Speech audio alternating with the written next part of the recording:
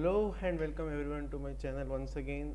We have been meeting after somewhat 2 or 3 months on this amazing launch occasion of the James Webb Telescope. Is the mankind is really waiting for a decade almost. It was planned before a decade and now it's going to launch finally after so much postponements. It was originally going to launch on 22nd December, that is almost 3 days back, and it was postponed to yesterday, but finally as of now the launch is scheduled today itself after correct 1.5 hours. uh, I hope the audio and video is coming correct. Give me some time till I check on the mobile itself.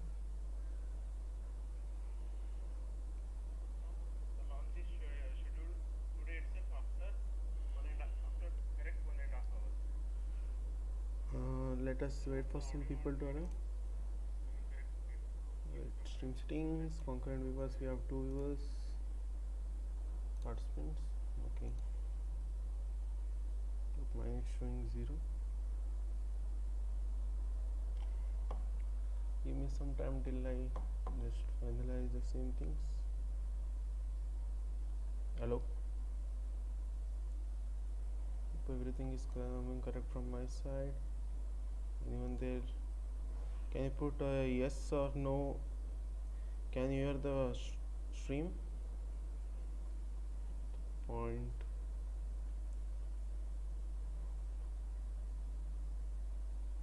Okay.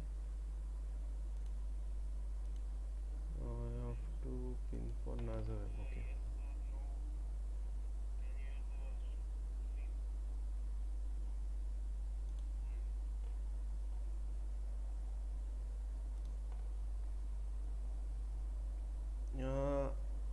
There is an update about 16 minutes before that they are all ready to go for launch. That's a good thing. The launch countdown has started. About 2 hours to go.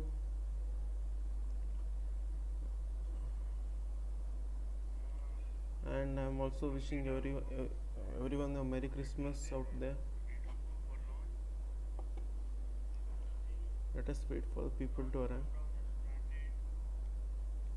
I don't want only likes, but we will have some good discussions about the James Webb Telescope. The deployment sequence is actually superb. The complex mechanisms, the engineering, everything is just mind blowing.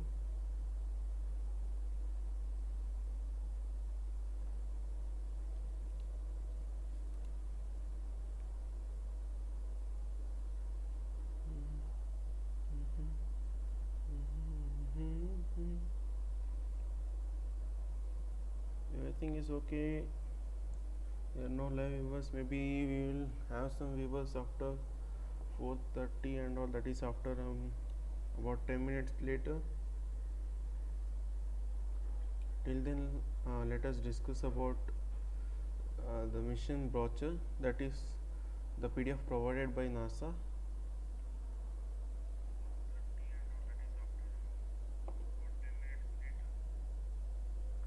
If the voice is coming correct, NASA will okay. NASA will start the live stream after 4:30 Indian Standard Time. That is for them it's 6 a.m. in America, I believe.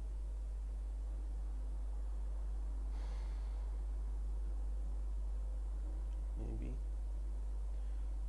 What shall we discuss the brochure? Because the animations I have downloaded from the NASA website, I will show when it's really needed. It's a trailer and trial video shot by NASA, issued by NASA. Yes. I will try to share the screen out there. Give me some minute till I load the pages. Yes.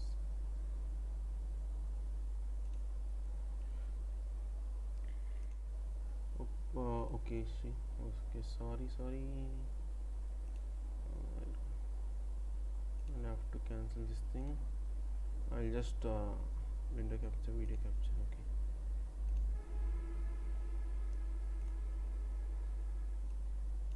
Sorry for the inconvenience out there. I didn't know this will happen. Okay. Can I think everybody is able to see this screen? The PDF of the fact sheet is nothing but this the compressed information in about 2 pages. Otherwise, the media kit is somewhat 30 to 40 pages to be of more than 40 pages. It is almost 52 pages, and we'll just go around a brief summary after we discuss this thing. I mean, the fact sheet.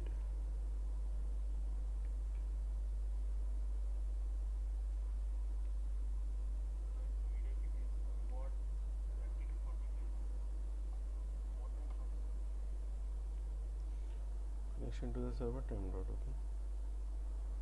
Okay. First of all, thank you for joining to the stream. Whoever is seeing the stream live, or whoever is seeing the stream recorded afterwards, I'll put the required timestamps after the recording, because I have to minus this thing like if the voice check and all. So let's start with the fact sheet discussion until some people join. I think we have 1 or 2 people out there. So the main thing which will come to your mind, obviously, because you are spending so much dollars, I mean so much money. What is the use of spending a telescope? We even have a telescope right here, means the normal telescope which people used to view the planets and all. We can use that type of questions obviously might come to anyone's mind. But the difference, main difference between a normal telescope and a space telescope is, from normal telescope the max you can see is a galaxy, that also Andromeda can see in a small, depending upon the magnification of the telescope, or can mainly observe the planets. But what about the exoplanets like thing, and some stars even emit different types of, in the radiation spectrum. If you go, actually you have many types of radiations like visible, infrared, ultraviolet, etc. But our eye can actually recognize only the visible spectrum of the region. If you don't know the visible spectrum, the wavelength of the light should be about 400 nanometers, that is 400 into 10 power minus 12 meter, minus 12 not, it is 10 power minus 9 meter to 700 into 10 power minus 9 meter. So if the wavelength of that light is between 400 nanometer to 700 nanometers, then only or I can see. Even the presentation is coming in the wavelength of similar to that thing, that's why it's visible to your eyes. You can take that as a good example. But there are some objects in the universe which emit other types of radiations like infrared or other radiations. So in order to find those type of objects, we must use the required cameras. Like in the Webbs, we have the Webb telescope, as they have mentioned here.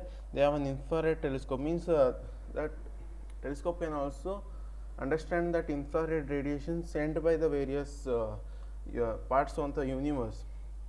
It's a revolutionary technology. Why it is that, we will see in the later part of the PDF. Seeking the light from the first galaxies in the universe. Mainly the aim of the Webb telescope is to just investigate about how the universe is formed. Like Webb will directly observe a part of space and time never seen before. Means in the exploration done by the mankind on space, we have especially using the Hubble Space Telescope or other type of telescope, we were just concentrating on one part of the universe. But the James Webb is somewhat very different.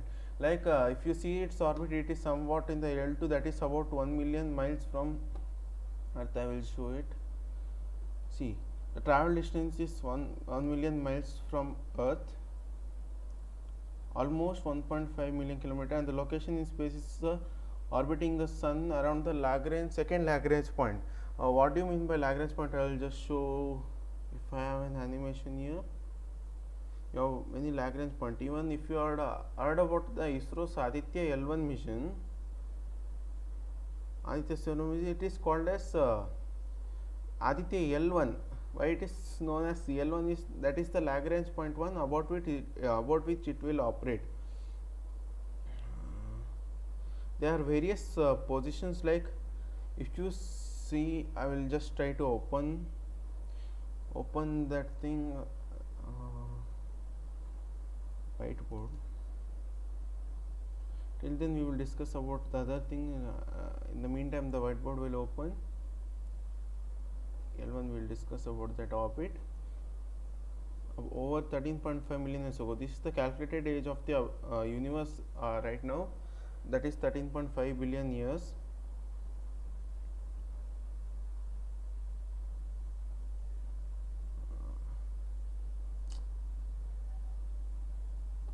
So as I told, that Webb is designed to see this infrared light with unprecedented resolution and sensitivity. The resolution of the telescope is such that it has a huge high sensitivity, means we can estimate the facts about the star to a very near point.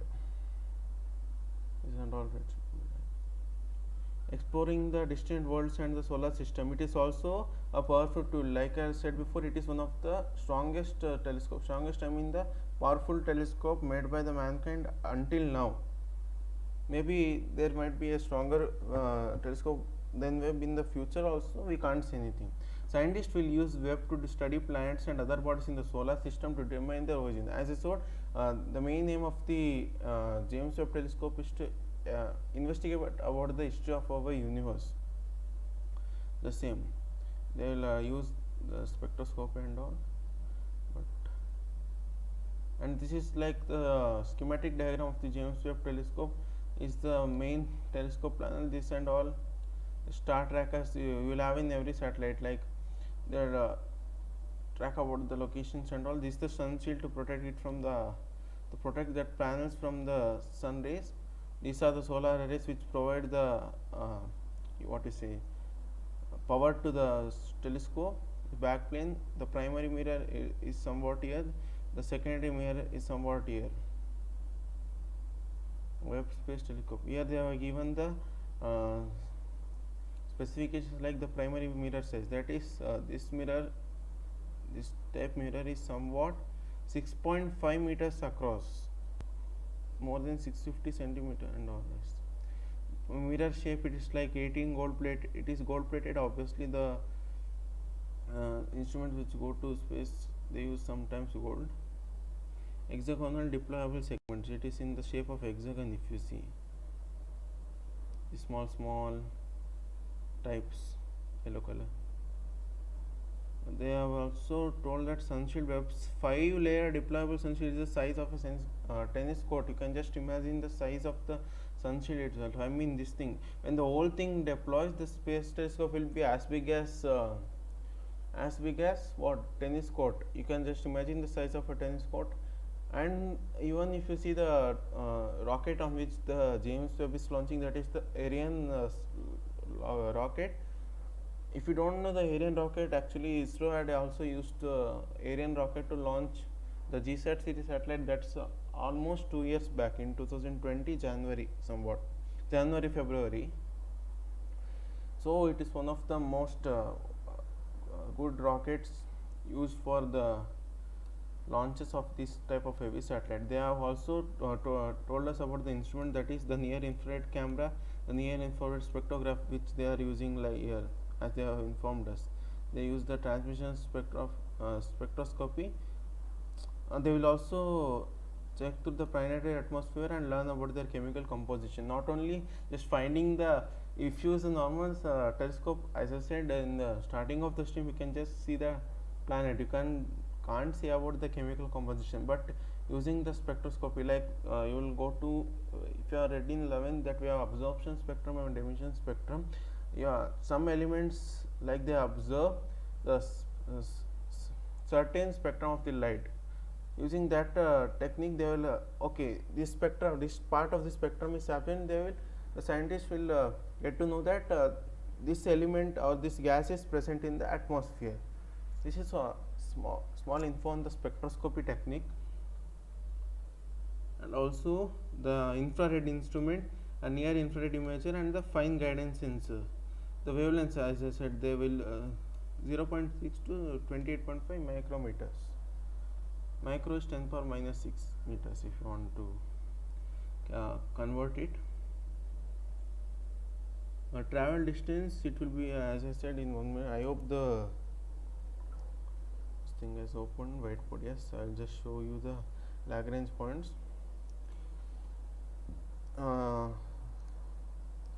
If I draw the solar system, imagine this as the sun, not a perfect, but this as Earth.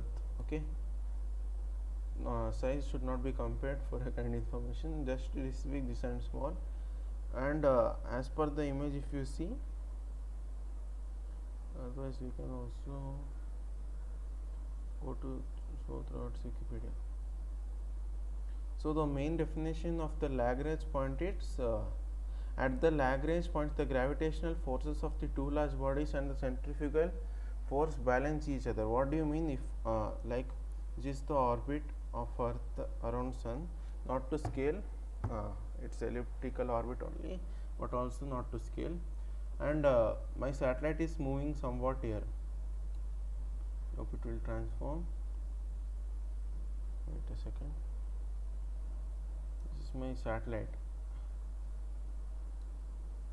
Okay, this is actually the Lagrange point. The definition says that the gravitational attraction between the two bodies. I mean, that if I am talking about the Sun-Earth system, the gravitational attraction between the Sun and Earth, you know, obviously it will be used because the mass is in 10 power 10, 20, 30 and all.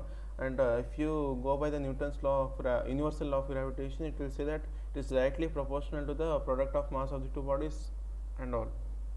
So I can just imagine the amount of gravitational force. Also the distance also comes into the matter.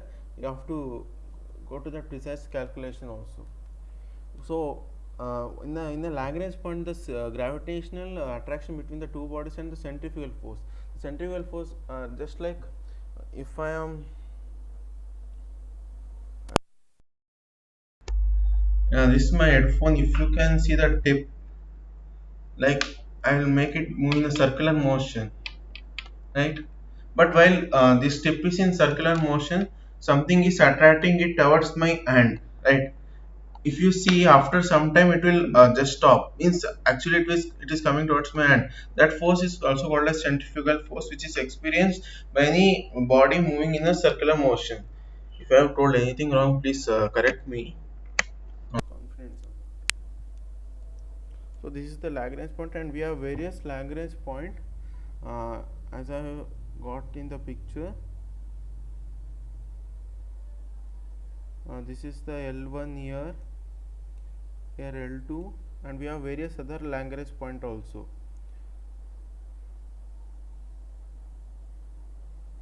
L2 point between if you go to the definition towards the Wikipedia, they say that the L2 point lies on the line through the large two masses beyond the smaller of the two.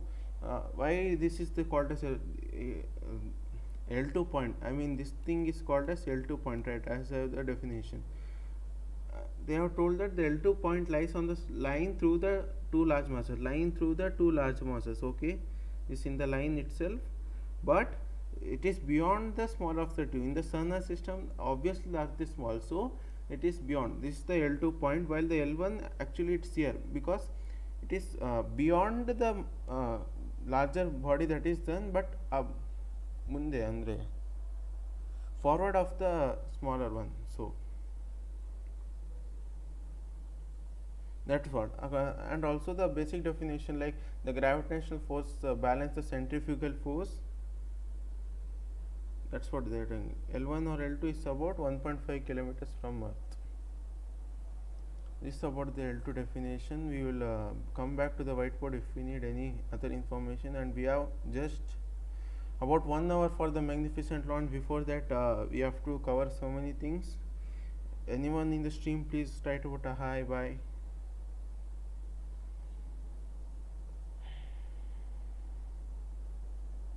Okay, we'll go to the Webb media kit, right? Actually I have a good animation of the deployment sequence also. It's actually superb. Can also access that thing. This is, I think this is I will leave it. We are going to review the media kit. If anyone is out there, please put a hi and also a Merry Christmas. Hope you're enjoying the Christmas holidays, watching my stream.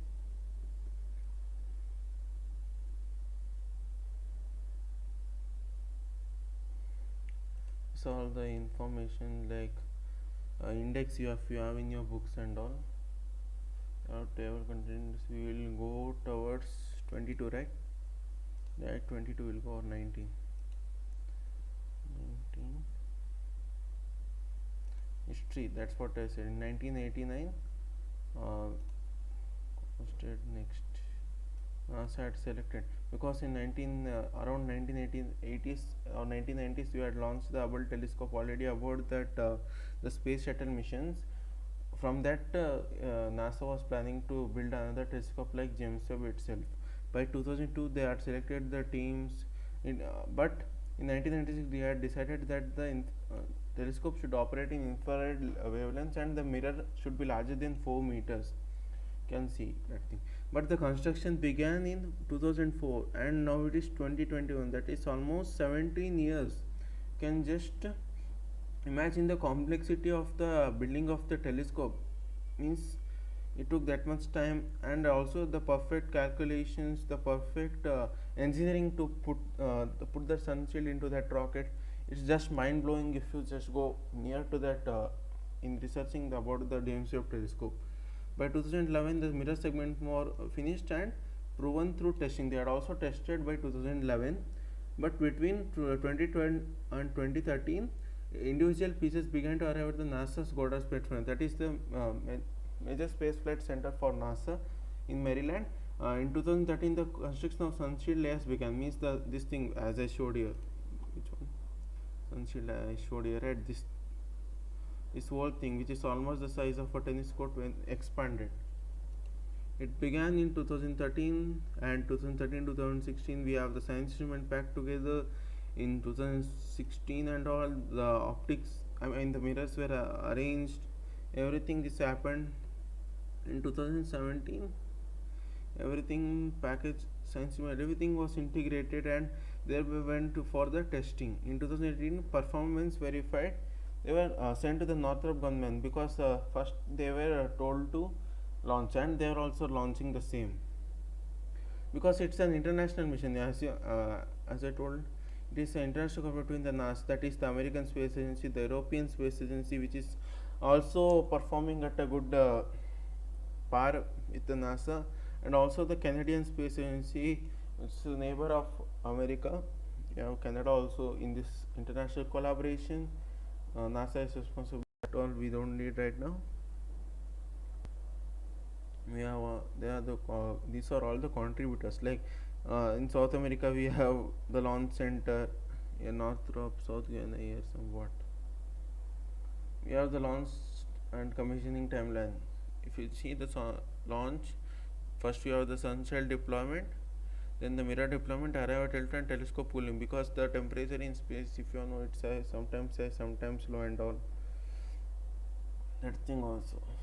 And we have alignments, then the instrument will calibrate, then we will start, and this might also take some months if you check about the same.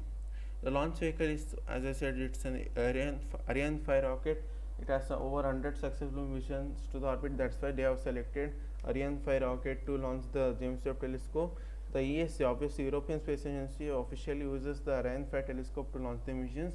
It is a multi-stage rocket, just like a GSLV or PSLV, that uses a combination of cryogenic liquid and solid, and these are all its specification, and time flight is nearly 27 minutes. These are the lower stages of the rocket. We see the payload fitting. As I said, the whole tennis court is just in this much.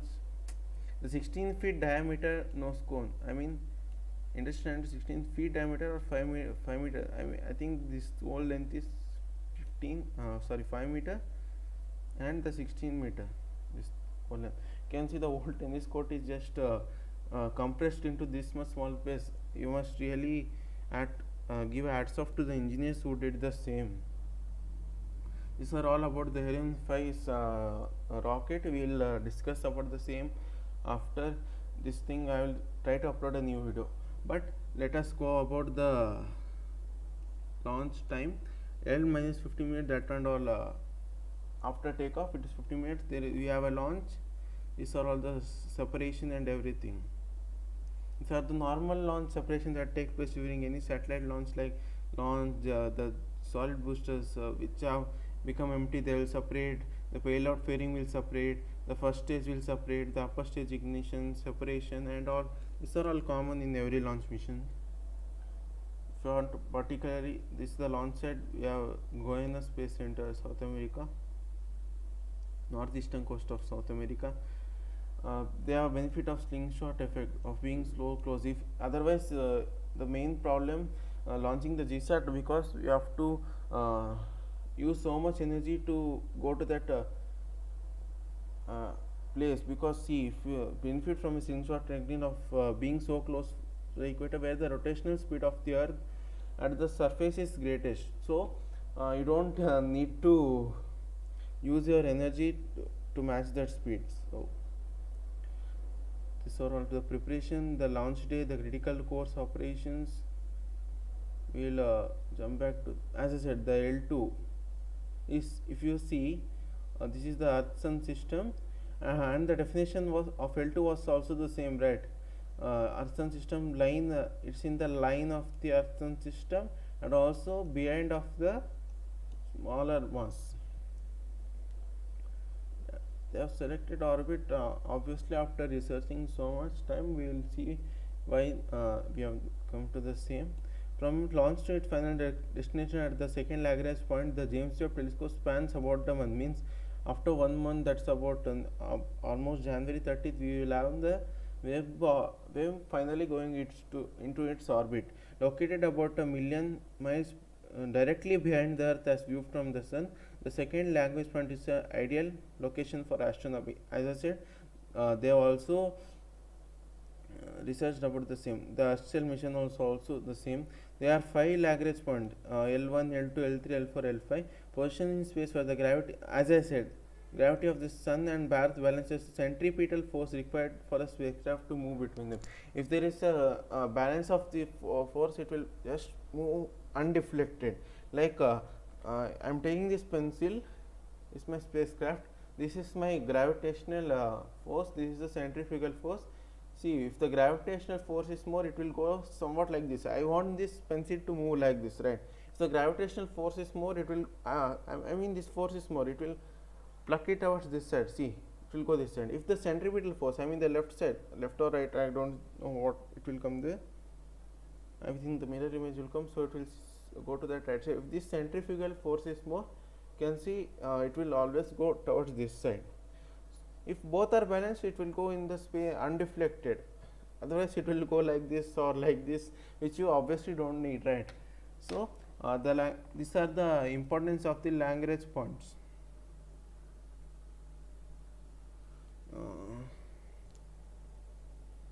Hello everyone, I hope you are enjoying. We'll go to the index once again because we will see which one all we need right now. The science, star life cycle. We will discuss about the stars and all in another video itself because we have less time right now. NASA has already started their live stream. Before that, I will just take on 10 to 15 minutes before we go to that NASA stream.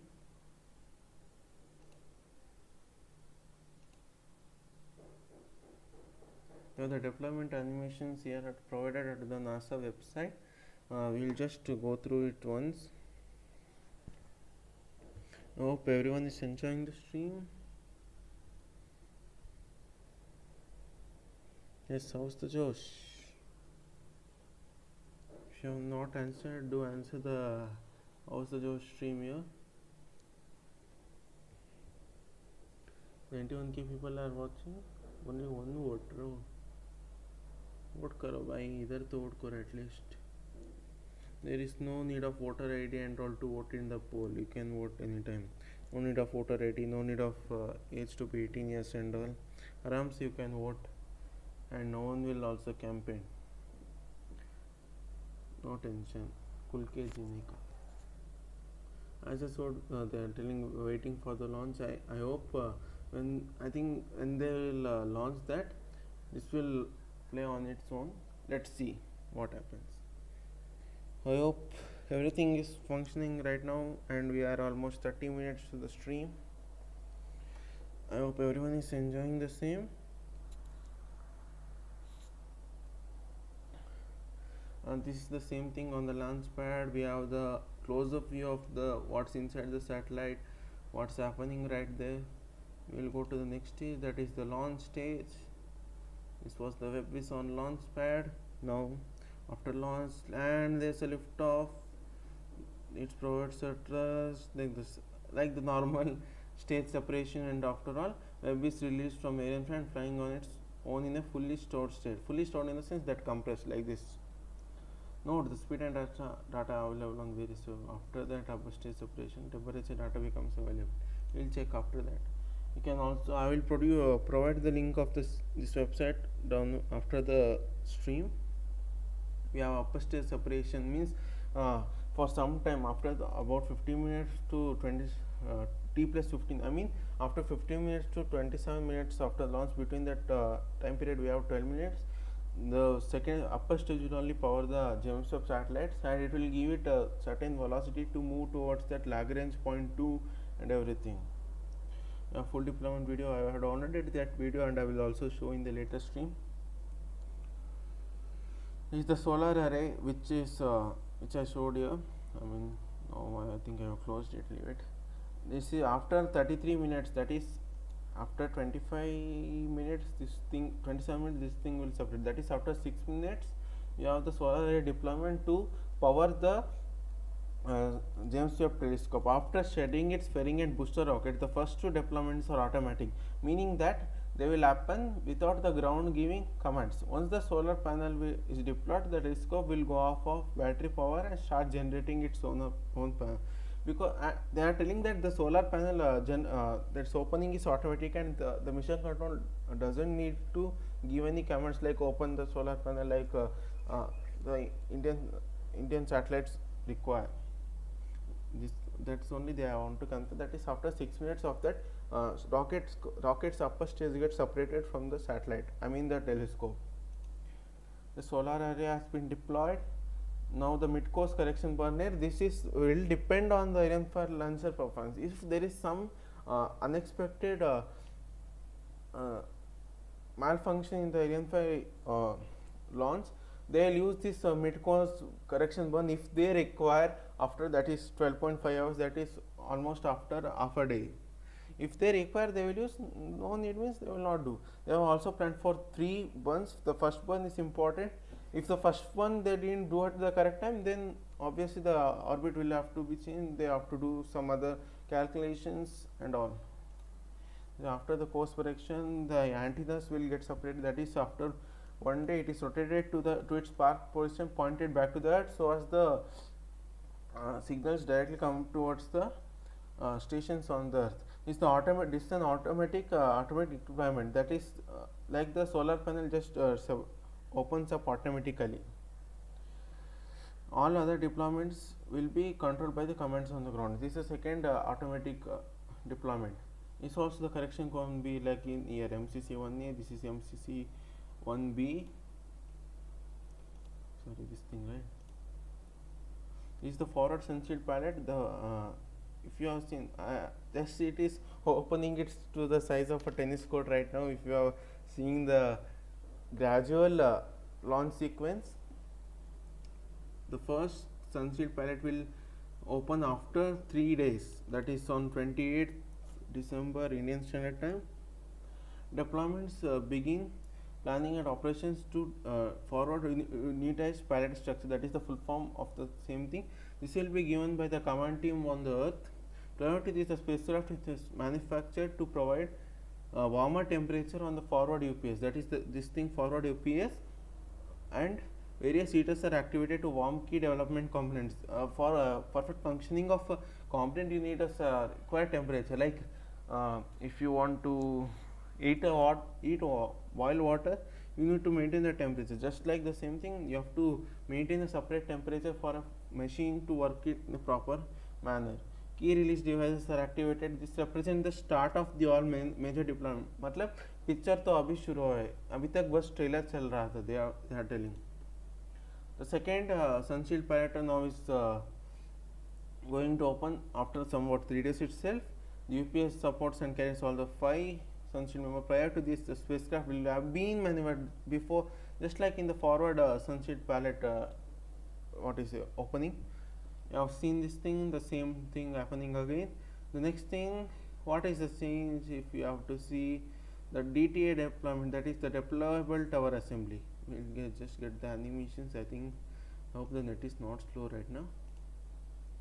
Not getting, okay. If there is a net problem here, if you see the difference between this thing and this thing, you have seen that there are some difference. The deployable tower assembly is deployed. They haven't showed the same in this animation. The tower will extend to about 2 meters the moment the distance provides needed separation between the spacecraft and telescope to allow for better thermo isolation, and also the Sunshield membrane. Means this membrane should also unfold, right? The size of a tennis court and all. This is deployment motion is driven by a motor, and these are all controlled by the control stations here at Earth. The FT momentum flop, this and all are small things which is used to help offset some of the solar pressure that impinges on the large Sunshield. Sunshield mele, the radiation on the radiation of the sun actually puts the solar panel radiation pressure, which you might have studied. So this momentum flap is used to control that radiation pressure. Use of the momentum flap helps to minimize fuel usage during the mission. After releasing hold on devices, a spring drives the rotation and all. These are the complex mechanisms. These are the Sunshield cover which releases after 5 days. Now the picture is going to start. The Sunshield port mid boom. J+2.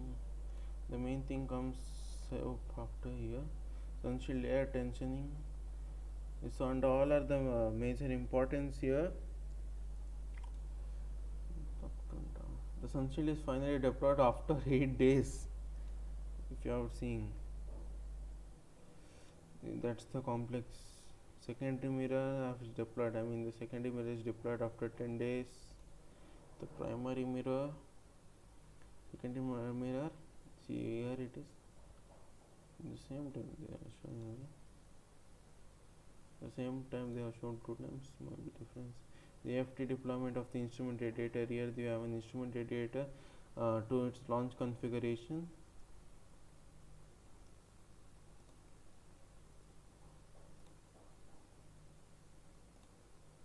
This and all are the minor deployments. This is the course correction burn, a series of MCC correct any residual trajectory errors and adjust the final L2 orbit. That is, now it has been traveling to the, that is after 29 days. From here it was still traveling towards the Lagrange 2 point. Maybe it's fully deployed. It will continue to travel to the second language for another 2 weeks and all. And finally, it's completed. This is the size of a tennis court. Here, make a team play tennis on this court. Obviously not possible. Just to tell us about the site, they are compared to a tennis court.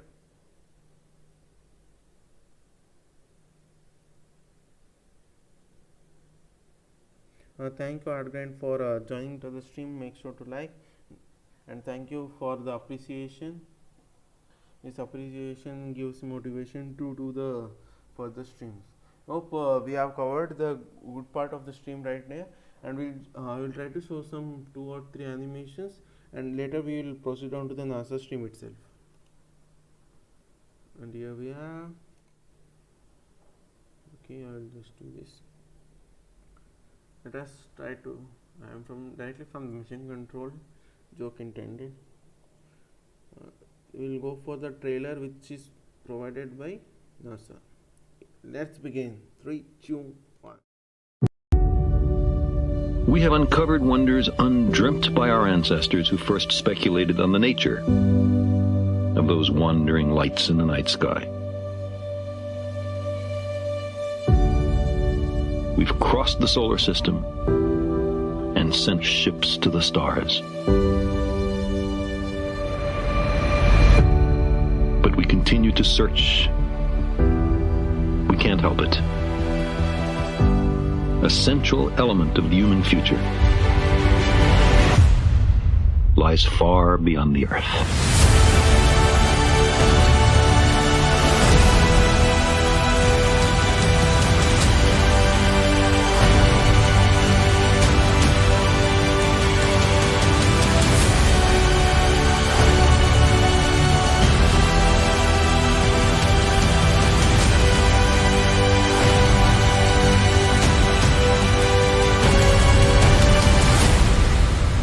If we crave some cosmic purpose, then let us find ourselves a worthy goal.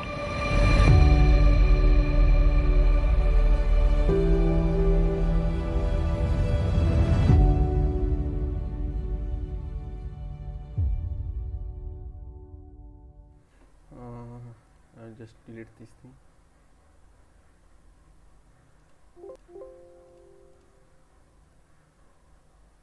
I hope you have enjoyed the trailer. We will go to the other. I think you will not see me. I have just gone out from the mission control. I was just talking like this. You can't see my video, I believe. I'll just add it in the later part of the video. But we'll just go towards the mission trailer. Here we go. It was released about 1 year back. Let's begin in 3, 2, 1. This is your telescope, an engineering marvel, an exploration powerhouse. Use it to look back in time and explore the first galaxies that formed after the Big Bang. To peer into atmospheres of planets orbiting the stars. It's your eyepiece to the uncharted, unknown, and unimagined. This is the largest, most complex, and challenging space telescope ever constructed. It will change our understanding of the universe and our place in it. The James Webb Space Telescope.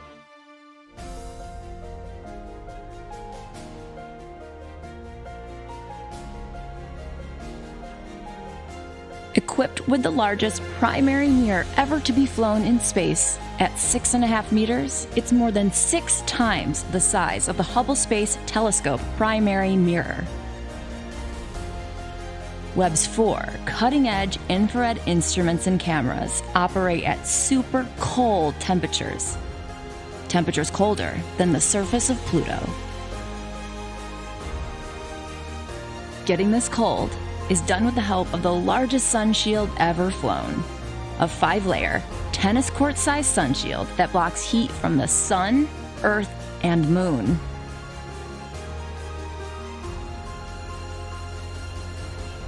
Webb will be the first telescope to detect light from the most distant galaxies in the universe.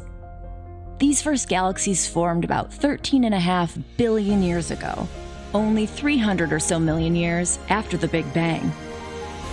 Webb carries advanced technologies to tackle some of the most fundamental questions about the universe. How did the first galaxies form and evolve? Are there chemical signatures of the building blocks of life on other worlds? Is our solar system unique?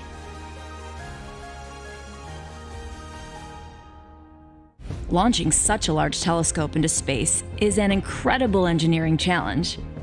Fully deployed, Webb is too large to fit inside any rocket fairing.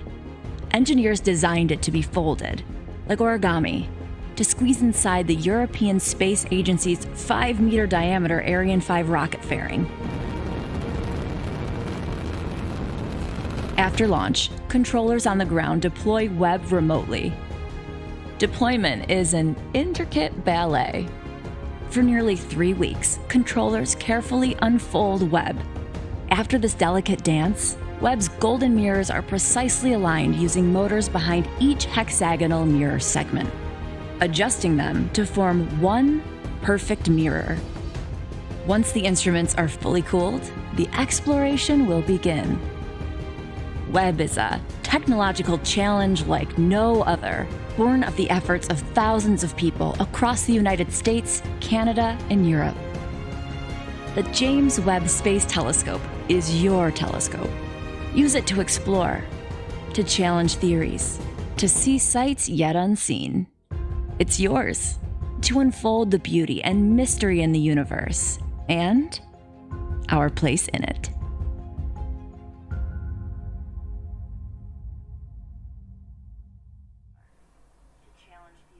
I hope you enjoyed the trailer. It was really mesmerizing if you have watched it with such concentration. They just summarized what you have discussed in about 30 to 40 to 50 minutes right now.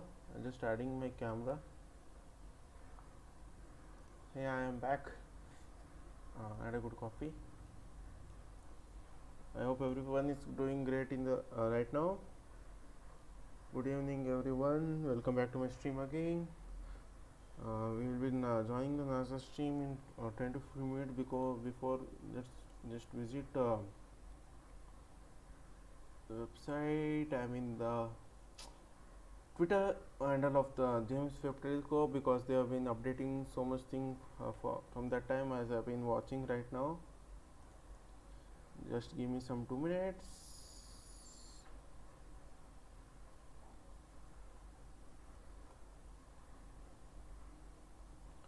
And I will screen share here. I will be shifting my screen here. I think this will be stuck. I don't know what's the reason. I'll just add my camera. Give me some minute. Give me some. Give me some. Wait, I have one discard.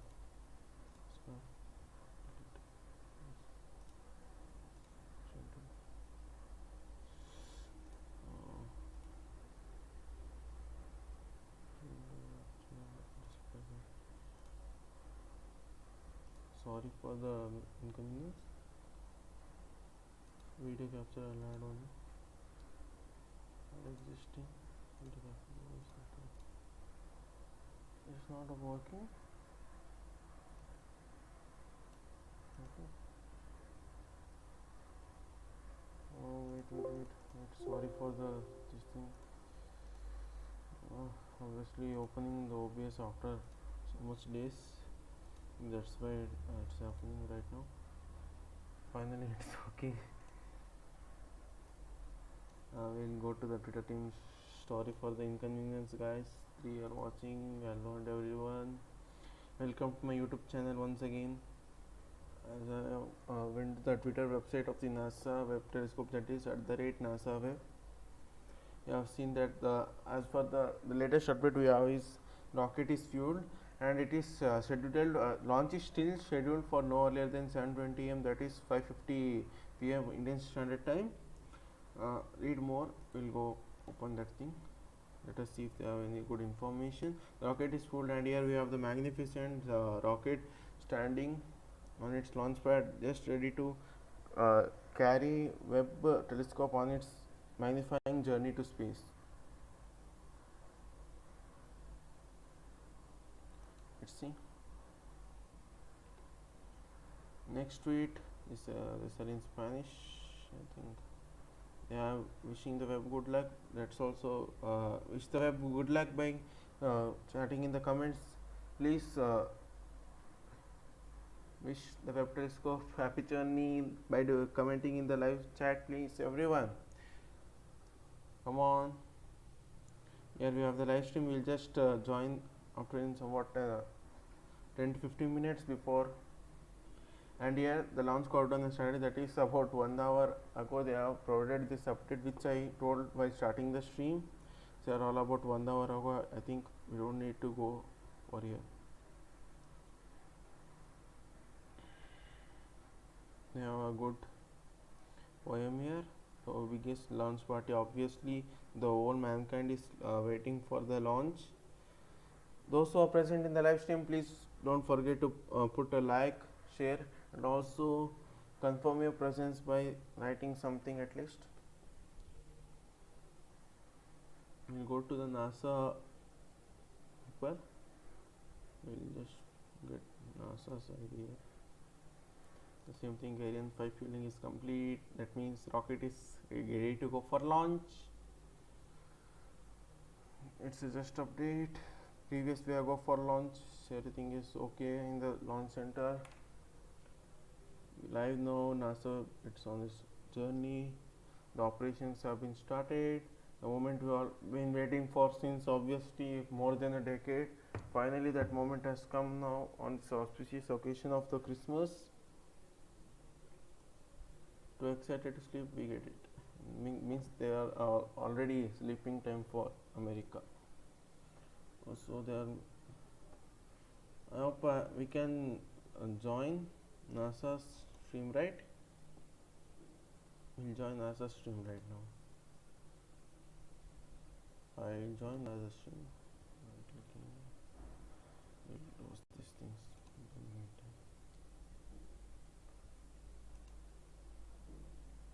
With NASA and the James Webb Space Telescope.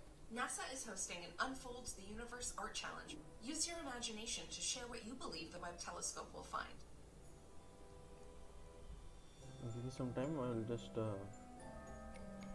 clear this lab. I believe that the Webb's telescope will see galaxies, stars, planets, the moon, and don't forget our star, the sun.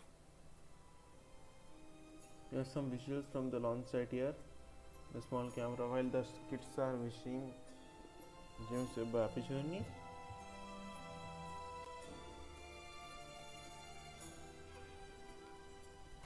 Up in the sky, really high, it's space. Ooh, space. Thanks, Greta. Good job. This is my picture of space.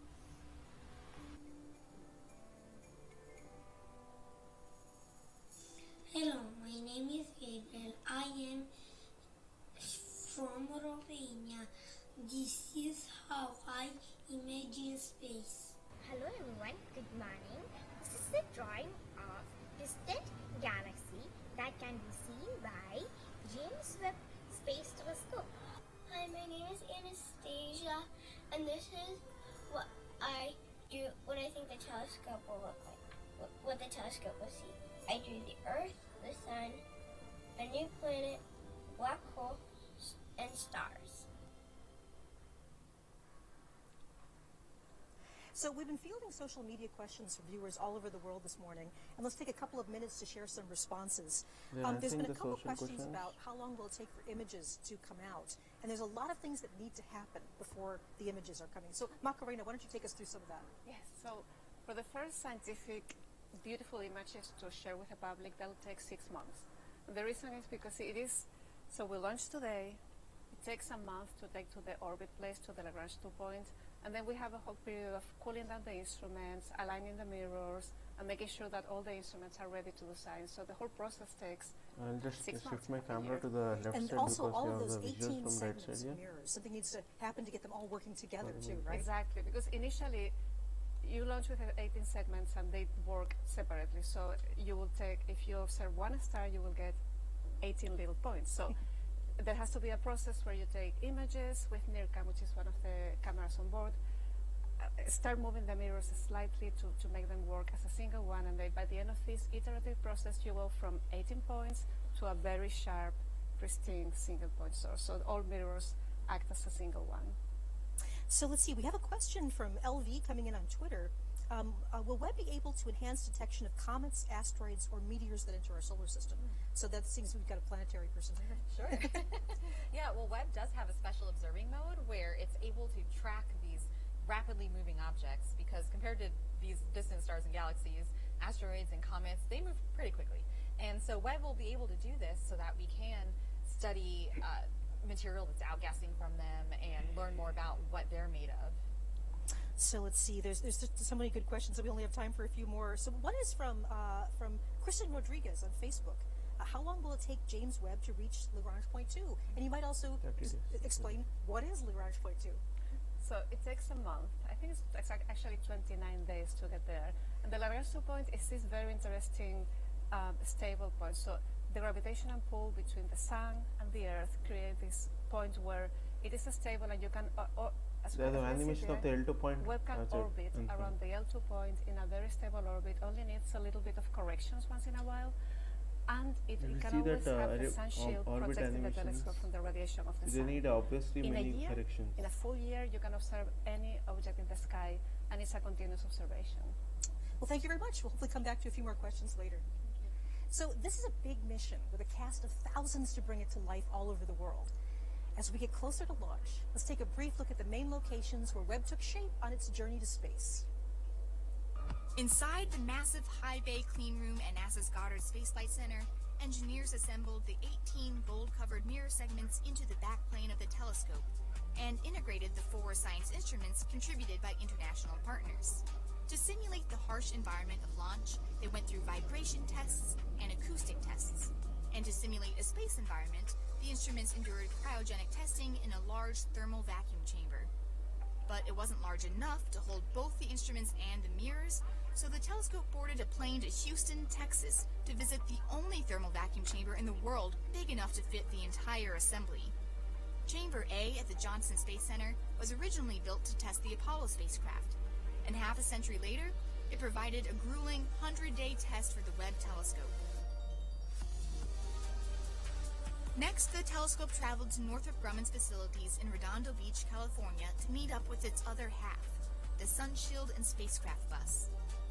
Fully assembled at last, the entire observatory went through yet more tests, many focused on making sure the spacecraft could properly fold up for launch and unfold in space. Then in September 2021, Webb caught a ride on a specialized cargo ship and set out on a 16-day voyage to the European Space Agency's spaceport in Kourou, French Guiana. According to its travel itinerary, that's Webb's last port of call on Earth. It was the amazing journey of the Webb Space Telescope before it went to the launch journey. I hope you enjoyed the same. Extraordinary engineering to the thrilling scientific adventure it's about to enable us to undertake. But launch comes first. And for that, I'm going to turn it over to Katie Haswell, our host at the launch site, and one of NASA's most recognizable voices, launch commentator Rob Navis. It's all yours, Katie. Yeah, the live visuals from the launch center, 33 minutes to the launch. I hope the weather conditions are correct out there. Launch operations running smoothly, the countdown ticking over nicely. All the systems are green and we are go for launch. You can see there we're looking at launch pad number 3, the James Webb Space Telescope, inside the very top of the rocket, in first class with its seatbelt on, waiting patiently for liftoff. That's scheduled in about 32 minutes' time.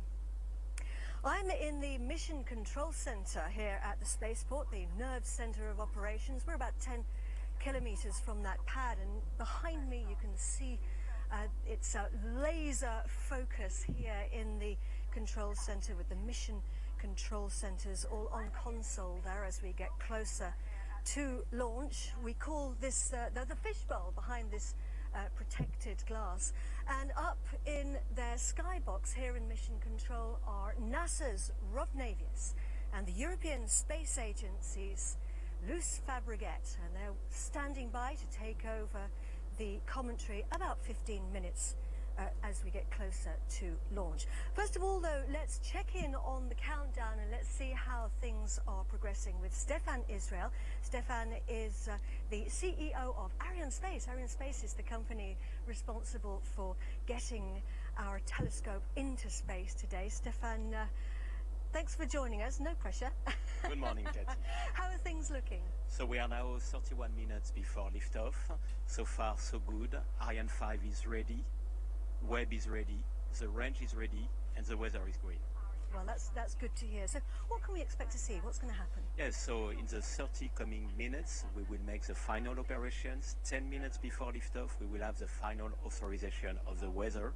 And 7 minutes before liftoff, we will enter in the famous synchronized sequence. And, I mean, how's everyone feeling? I'm guessing everyone's... We launched for humanity this morning from the Guyana Space Center. You know what Webb is about?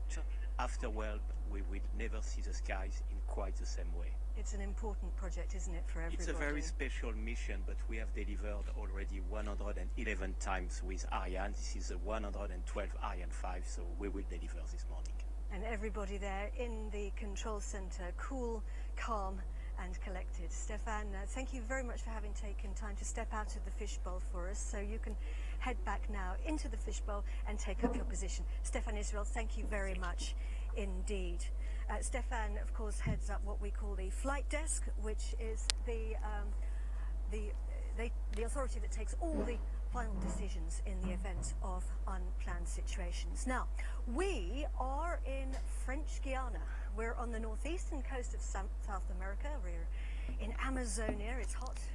It can get a little bit sweaty sometimes, and there are lots and lots of mosquitoes. But somebody who knows it very, very well is Raphael Chevrier. Raphael is a rocket scientist, or a rocket expert at least, from Arianespace. Thanks for joining us, Raphael. Tell us a little bit more about French Guiana. Well, French Guiana is a French territory that borders Brazil. It's located in the Amazon rainforest. 97% of the land is covered in trees, so that's why it's so green and beautiful. And you can totally imagine that the wildlife there is absolutely incredible. This is actually one of the best preserved habitats in the world. And of course, it is in the jungle, and yet it is actually the European spaceport. So what makes this location in South America so important and so relevant? Well, there are several reasons for this. First, we are on the coast. It means that we can launch over the sea from north to east without having to fly over inhabited area. So this is very convenient to reach any kind of orbit. There is no hurricane here, big tropical storm, there is no earthquake, but more importantly, we are very close to the equator, so that we can benefit from what we call the slingshot effect given by the rotation of the Earth. So let me take this globe. Basically, here on the equator, we are all traveling at roughly 1,000 miles per hour. They are about telling why their launch location is the best. They have to perform that burn It will be very, very close to zero. It means that when Webb is right now on the launch pad, inside the fairing of the Ariane 5, it's already traveling in the right direction, and we can use this extra boost to get us into space. That's also very convenient for Webb, because doing so, it can save its fuel and increase its operational life in orbit at 1.5 million kilometers from here. And that really is important, 1 million miles, isn't it? And so there's a real proper slingshot effect. And the facilities here are ultra high-tech, and that's exactly what Webb needs, isn't it? Yeah, that's very convenient for Webb. It's also located in a nature reserve. So this is the perfect meeting between nature and technology, and people come from all over the world to work here. But one thing that's been very important for Webb is cleanliness. Because you know that one speck of dust could alter the vision of the observatory in space. That's why we have been extremely careful in keeping a pristine environment in all our facilities, from Webb's arrival in French Guiana to sealing it inside the rocket. So let's talk a little bit now about the Webb Space Telescope. I really don't think you need me to tell you that it is the product of a feat of human ingenuity. And you don't get to make a telescope as complex as the James Webb Telescope and as remarkable without tremendous amount of collaboration. And the James Webb Space Telescope is indeed the product of a partnership between 3 space agencies who came together to... Give me some time while you watch the mission trailer. There is a problem with the system. There you go. We have uncovered wonders undreamt by our ancestors who first speculated on the nature of those wandering lights in the night sky. We've crossed the solar system and sent ships to the stars. But we continue to search. We can't help it. A central element of the human future lies far beyond the Earth.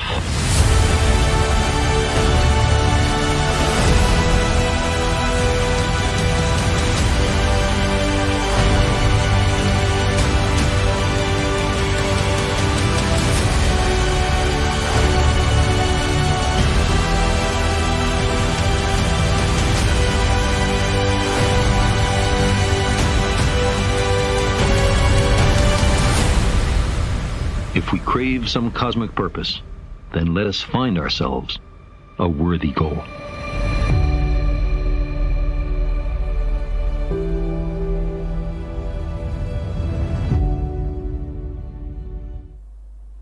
We have arrived back at the same thing. The camera is working perfect. We'll go to the stream back. Sorry for the inconvenience produced. They asked me, have they started? Have they started? And yes, they're starting. And when we get to about 20 minutes out, they will start flying a lot. So well, the excitement is just amazing. The excitement is building, and of course everyone very cool, calm and collected. Thank you, Greg Robinson. You can take your position back in the fishbowl now, because I know you've got a lot of work to do in there. Greg Robinson, thank you very much indeed for joining us. So the Ariane 5 launch vehicle is the heaviest lifter in the Ariane 5 family of launchers. And Raphael, she has got an incredible track record, hasn't she, of success? Yeah, this is a very reliable and successful rocket.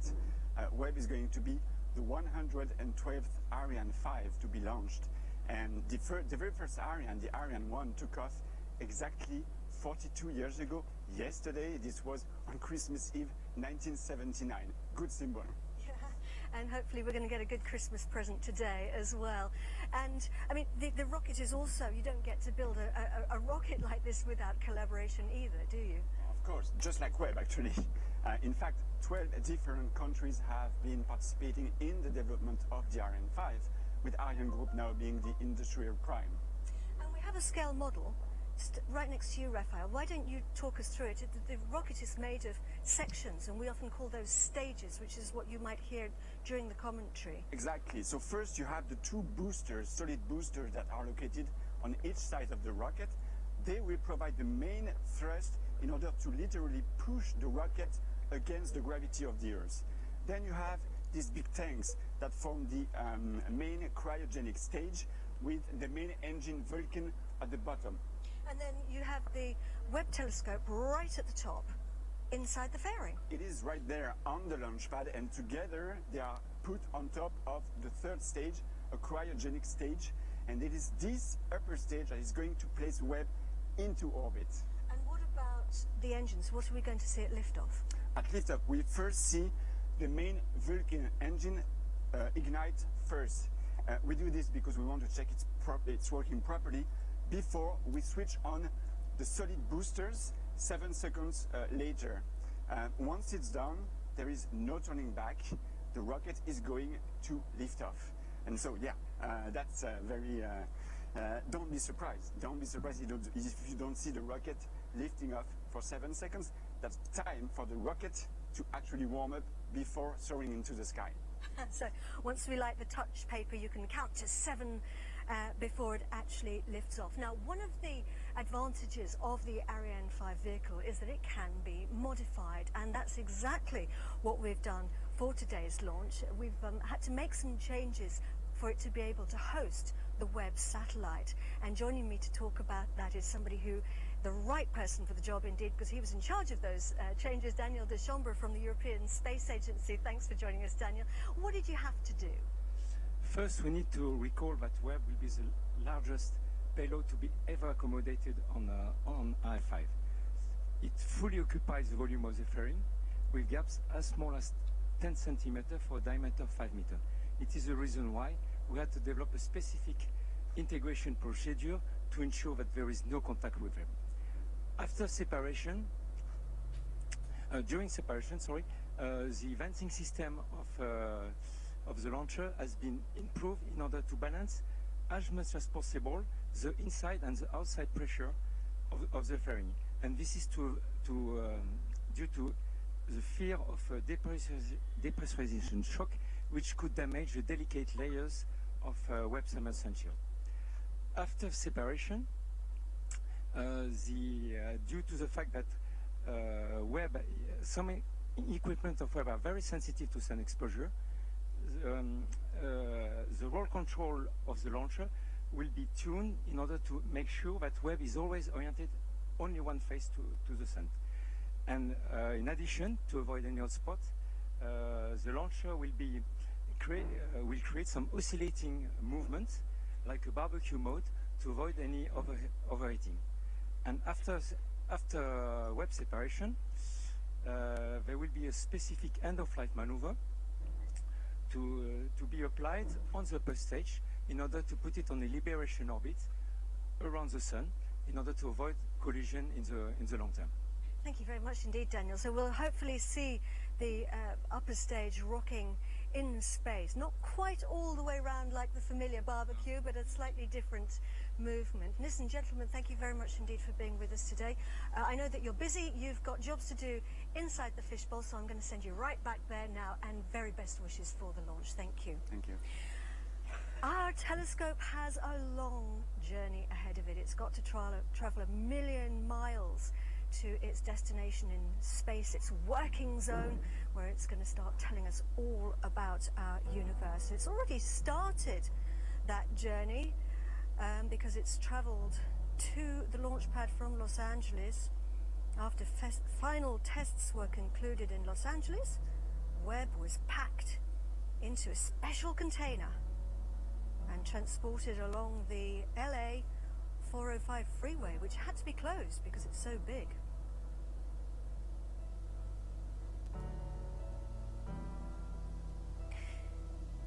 It traveled on a special ship.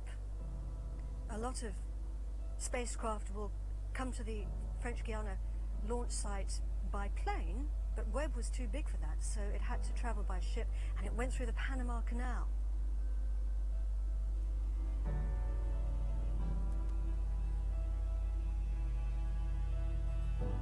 Up through the locks.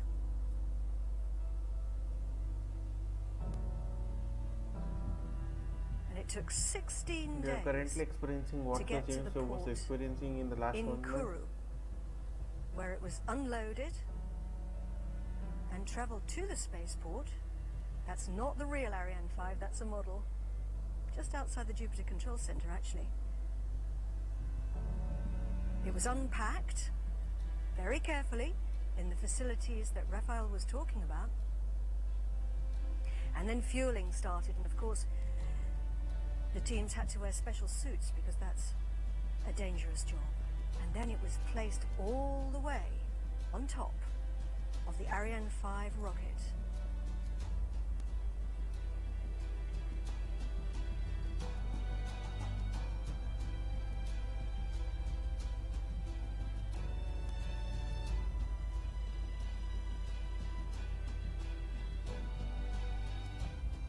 It was encapsulated inside the fairing and sealed. And then it was rolled out to the launch pad 2 days ago. From the vehicle assembly building to the pad along very special rails. Very, very slowly through the Amazon rainforest. It was raining at the time, and that was 2 days ago, and here we are now, 17 minutes and 46 seconds to launch and counting. All systems are go here at the European Spaceport in French Guiana. We have 3 control centers on the job today. We have the Mission Control Center here. We also have the Launch Control Center, which is about a mile from the pad. And then we also have the Telescope Control Center, Mission Control in Baltimore in the US, and that's where the operational teams are standing by to take over the telescope operations. Once it's released from the mothership, that will be about 27 minutes after launch. And they'll be controlling the Webb telescope for the rest of its life. Very important job.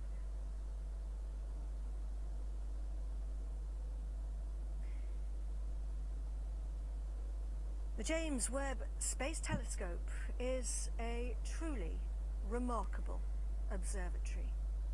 People have been working on it for over 2 decades. Some people have been working on it for their whole professional lives. Thomas Zurbuchen is the head of science at NASA, and he's joining me now just to talk about it. Thomas, or Dr. Z, as we can also call you. The day has come. all these decades, all this time, all these people working on the telescope, and here we are, 16 minutes and counting to launch. It's a big day, huh?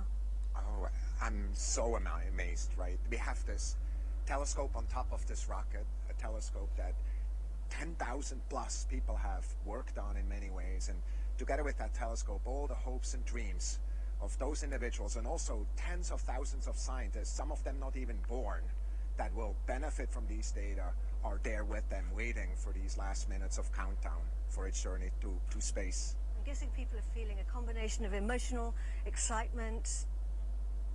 What's going through people's minds, do you think? Oh, I think there's a tremendous sense of accomplishment. Whenever you're on top of a rocket, many things went really, really well. There's tremendous pride. There's always a little bit of anxiety. We know launching is hard. We have one of the absolute best teams in the world working on this right now, so I'm confident in that. We're super excited. I mean, it's just an amazing day today. And what are you most excited about, Dr. Z? Well, I'm a scientist, so for me, besides the technology that really is a marvel, I mean, it's really the best we can do. What I'm thinking about is really looking at the universe in new light. We have never seen the universe how Webb will show it to us. And can you just imagine going back in time, 13.5 billion years? It boggles your mind, even as a professional astrophysicist. Kind of just think about all the new things we're going to learn about our most beautiful universe. Dr. Z, thank you very, very much for joining us. And I want to wish you and all the teams, everybody, the very best for today's launch. Thank you. Go Webb. So, yes, indeed, go Webb. So we are now 14 minutes and 30 seconds to launch. We're getting really close now. Everything's going well. All systems are green for launch. And I'm going to hand you over now to NASA's Rob Navius in the skybox alongside the European Space Agency's Luce Fabrichet, who are going to take on the commentary from here on in. Over to you guys. Rob. Well, thank you, Katie. Merry Christmas to our worldwide audience from our broadcast booth high atop the Jupiter Control Center here in Kourou. Joining me today for this historic launch, my colleague Luce Fabrichet, the head of infrastructure and value chain for the European Space Agency. Luce, good morning. Good morning, to be Rob. with you. Great to be with you today. Very pleased to be here with you and all of you watching us for this very special event. Well, at this hour, countdown clocks are ticking backward. We are at T-minus 13 minutes, 32 seconds and counting. Out on the launch pad, everything is in great shape. Don't let those clouds fool you. We are go for launch. The latest weather briefing just completed indicated that all weather parameters are green. We have a green board here in the control center, and everything has gone extremely smoothly in the countdown. About 9 minutes ago, a major milestone passed as the James Webb Space Telescope began the process and completed the process of receiving commands to transition from external power to internal battery power following the latest in the series of those weather briefings. Webb will remain on internal battery power until its singular solar array unfurls about 30 minutes after launch. 12 minutes to the Earlier, launch. telescope controllers reported good environmental readings from sensors inside the fairing, Just about 12 encapsulating minutes the to the telescope launch. atop the Hoping upper some stage people will of the also have Ariane on the 5 stream rocket. also. And Luce, as we enter the For most those who critical are phase joining of the just countdown, now, can you we outline had a good some of the discussion of upcoming about critical 30 activities minutes. as we head into the The starting of the phase stream. called synchronized sequence? Don't forget to watch the stream after the launch, because don't ever miss sequence live that we call movement. the chronology, and that started yesterday evening.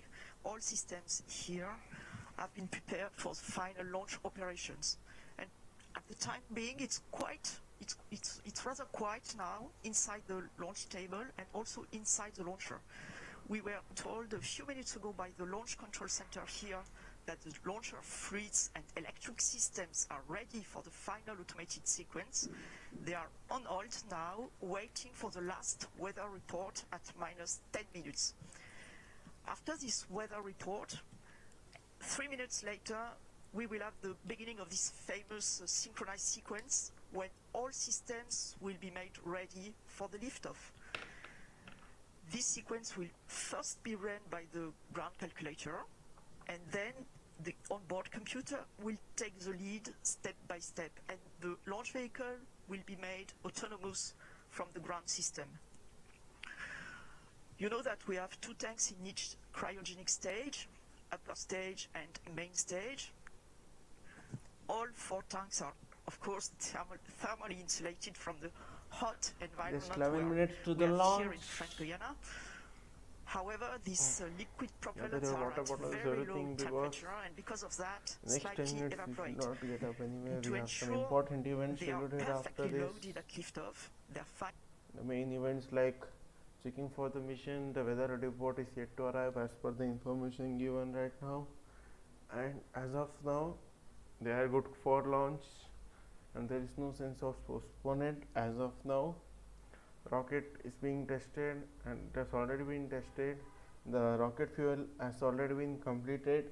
We had a good discussion about the James. I hope it was good, not say it was good. It would have been better, but I think it will help you in understanding what's the meaning of the James Webb telescope. And just we have about 10 minutes to the launch. Just unmute their audio. They are giving some precious information right now. Time.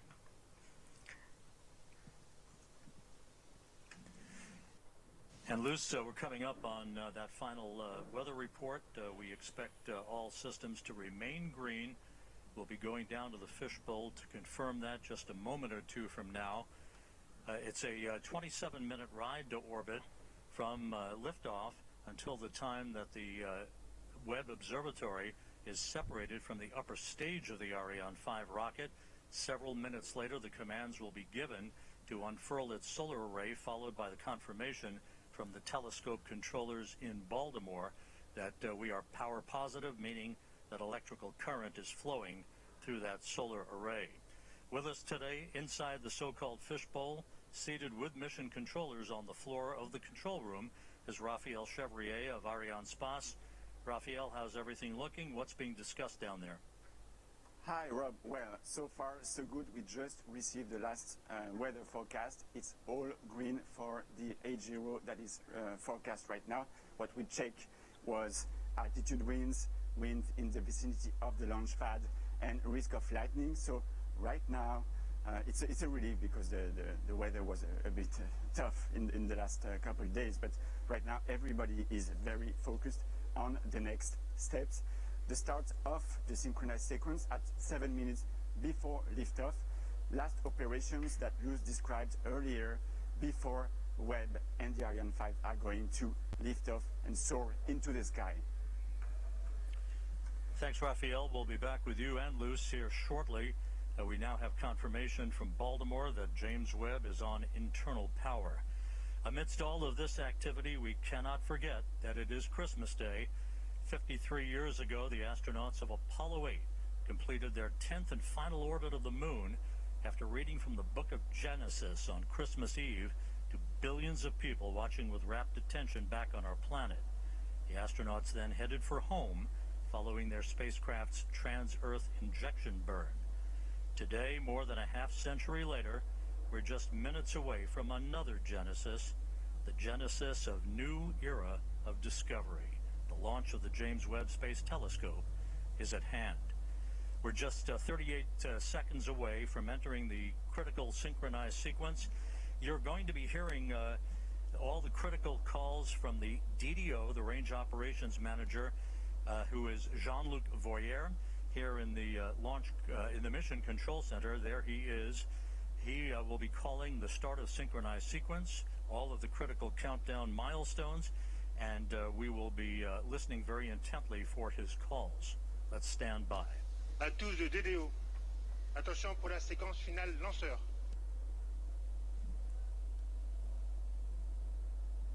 Top. À 0 moins 7 minutes. They're talking in their own native language. And with that, we've entered the period of synchronized sequence. You heard Luz Fabregat just a moment or two ago explain some of the critical activities. The first one coming up just a few seconds from now, which will be the topping off of the main stage tanks. The first or core stage was loaded earlier this morning with 175 tons of propellant, 150 tons of liquid oxygen, and 25 tons of liquid hydrogen. The upper stage loaded with 15 tons of propellant.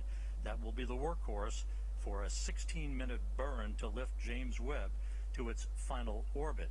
At separation, some 27 minutes and 7 seconds after launch, James Webb will be at an altitude of about 864 statute miles.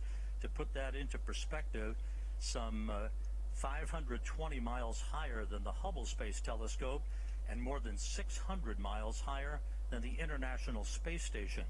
Webb at that point will be traveling about 21,000 miles an hour as it heads out to a highly elliptical halo-like racetrack orbit some 1 million miles from Earth to begin its scientific observations.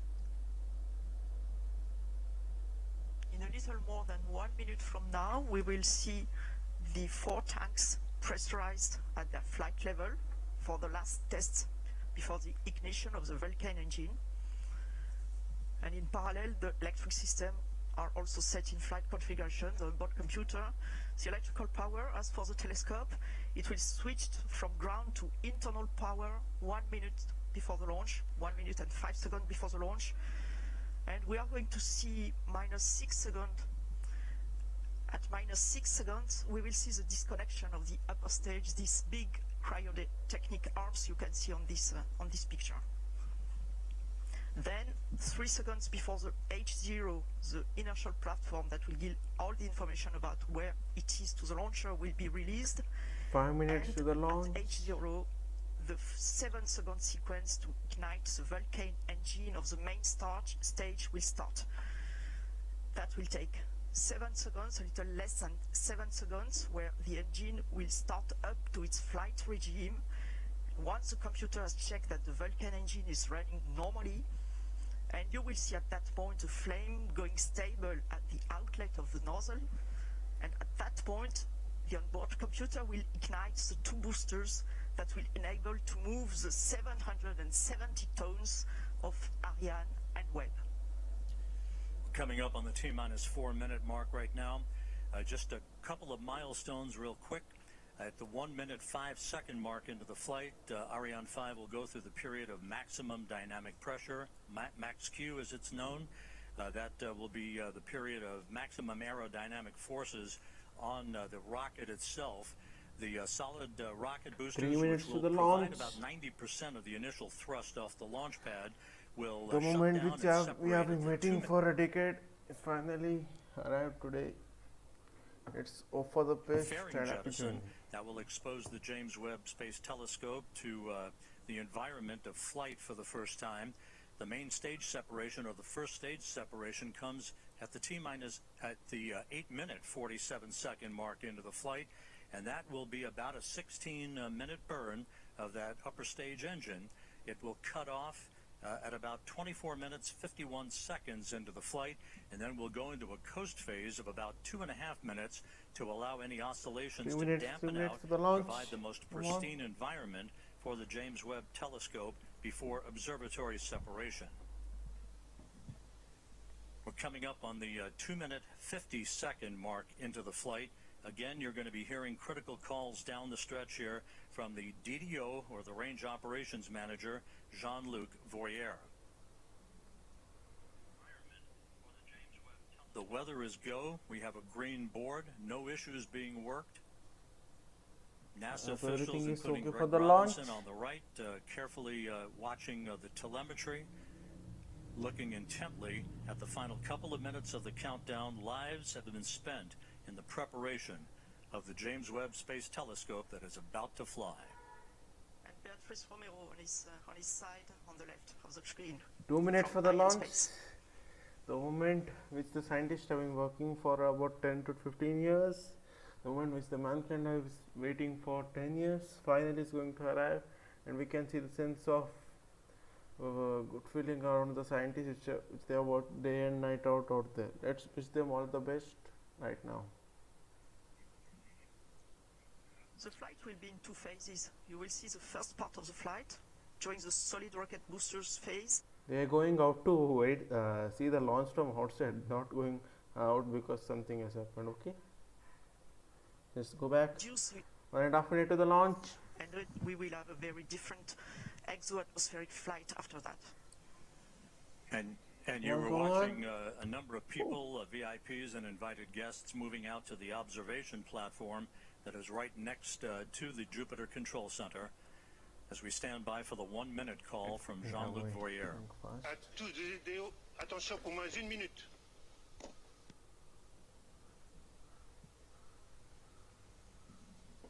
Top, à 0 moins 1 minute. Thumbs up from Jean-Luc Voyer. All systems are go. We're inside a minute now. T-minus 50 seconds and counting.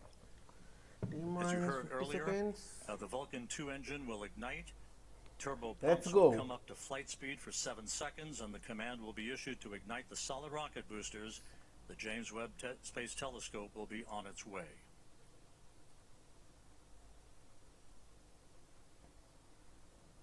T-minus 30 seconds and counting.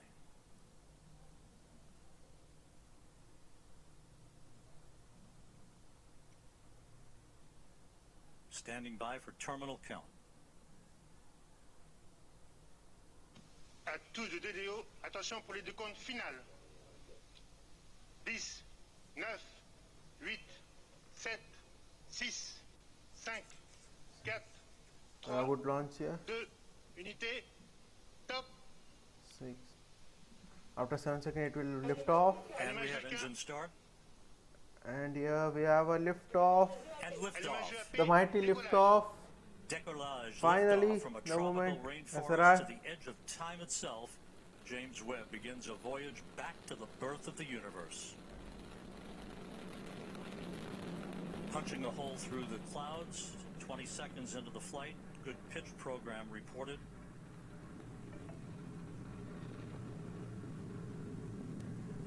Trajectoire nominale. Vehicle performance is It's rolling nominal. on its way towards the space. The Ariane 5 rocket continues to fly uphill in nominal fashion. The rumble of the powerful Ariane 5 now being felt here in the control center. 3D animation. We can hear the noise and feel the vibrations here. You're right, Rob. Yeah, impressive. 13 kilometers in altitude, 7 kilometers downrange, traveling about 0.6 kilometers per second. Tous les paramètres à bord sont normaux. The trajectory reported to be nominal by Jean-Luc Voyer, the range operations manager. You can see at the bottom of your screen the yellow line is the trajectory plot perfectly traveling overlaid at over the a green line, magnificent which was speed the of pre-launch trajectory. 1.19 kilometers per second. 1 minute 41 seconds into the flight, about 40 seconds away from shutdown of the solid rocket boosters. Is the animation right now they are providing of the rocket? Coming up on the 2-minute mark into the flight. Let's say the space is put outside. Oh, they are still in the atmosphere, so we'll obviously see the when it detects the threshold on acceleration, not the deceleration, but in the atmosphere of the Earth. Less acceleration for Tous les paramètres à bord sont normaux. Everything is okay. Everything is normal. We will have 2 minutes, of 15 the seconds boosters into the right flight. now. And the And computer detects this threshold. It will separate. yeah, Séparation des EAP. Done. We have confirmation of solid rocket booster separation from Jean-Luc successful Voyer. separation It's coming at an confirmed. altitude of 44 miles. The Ariane 5 and James Webb traveling almost 5,000 miles an hour. Separation We have confirmed. about 1 minute 5 seconds to go before fairing jettison. That'll be the next critical milestone. The fairing is there to avoid the satellite being exposed to high temperatures and also high airflows. And as soon as the launcher leaves the atmosphere, as is now the case, the satellite does not need anymore to be protected, and Webb does not need anymore to be protected. So each kilogram being very important for the performance of the launch, we are going to eject this no more useful fairing. And let's go down to the floor in the Jupiter Control Center to Raphael Chevrier of Arianespace. Raphael, so far so good. Hi Rob, so far so good. Everything is nominal, as we say when attitude and trajectory of the Ariane 5 is going perfectly well, as you can see also separation on has the been middle confirmed. on the screen. We had the confirmation of the separation of the two solid boosters and now of the flaring, meaning that we have crossed the limits of the atmosphere. So everything is going super good. And the DDO just said that all parameters are going perfectly smoothly. These are the live visuals so from the let's continue spacecraft. the mission. You can see the James Webb And telescope Raphael, this is a magnificently view sitting. from the upper stage camera called the Vicky Cam, looking back at the James Webb Space Telescope. This is on about a 20-second delay or so because of the way the imagery is processed here in the control room. There's your telescope ready to unfurl its wings, basically, and begin its journey to the Lagrange point, the L2 point, about 1 million miles away from Earth. La trajectoire est nominale. Trajectory is nominal. The report from Jean-Luc Voyer.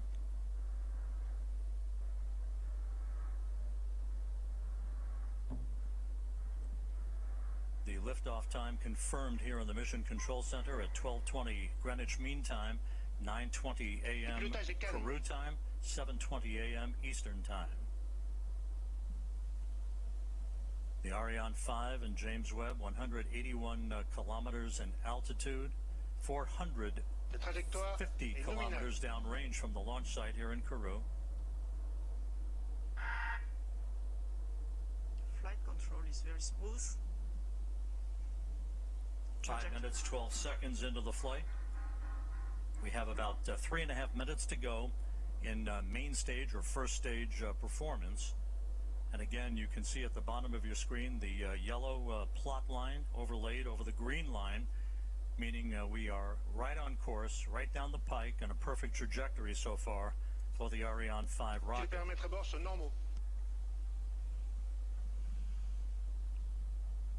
All telemetry data are now received by the Galileo tracking station, which is close to here, where we are in Kourou.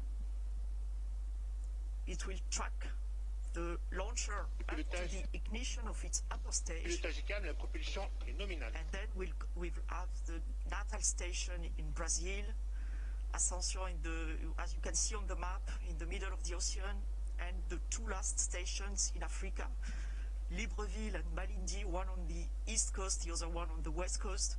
And the one on the west coast, Malindi, you can see that the telescope will be separated more or less over this Malindi station, and this Malindi station will also acquire the telemetry data from the telescope. You can see both are green, Galileo and Natal, on this animation. It means they are expected to receive the data, and it was confirmed right now by the launch operations manager. Acquisition de télémesure par la station de Natal au Brésil. And just confirming now that telemetry is being processed through the Brazilian tracking station. The telescope is also processing telemetry through the tracking and data relay satellite system. As it moves further and further out into deep space, all of the telescope's telemetry and its imagery ultimately will be processed through the Deep Space Network in Goldstone, California. We passed the 7-minute mark into the flight. A perfect ride so far on the Ariane 5. We have about 1.5 minutes to go in the first stage performance. Once the main stage engine is commanded to cut off, it will be jettisoned, and just a few seconds after that, the upper stage engine will ignite, and it will be the workhorse for a 16-minute burn that will put James Webb into its preliminary orbit. After about 7 minutes, the launch. We'll be waiting till the satellite gets separated. After that, we will end the stream. That's after about 20 minutes. About 11 minutes from now, telescope controllers at the Space Telescope Science Institute will be sending commands to prepare James Webb for the initial series of commissioning activities that will lead to the deployment of its solar array and the initiation of generation of electrical power for the telescope. About 30 seconds away from main engine cutoff.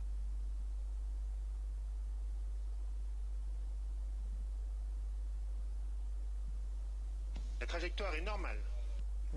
Nominal trajectory continues to be the watchword for the day from the Range Operations Manager, Jean-Luc Voyer, as we stand by for main engine shutdown and separation.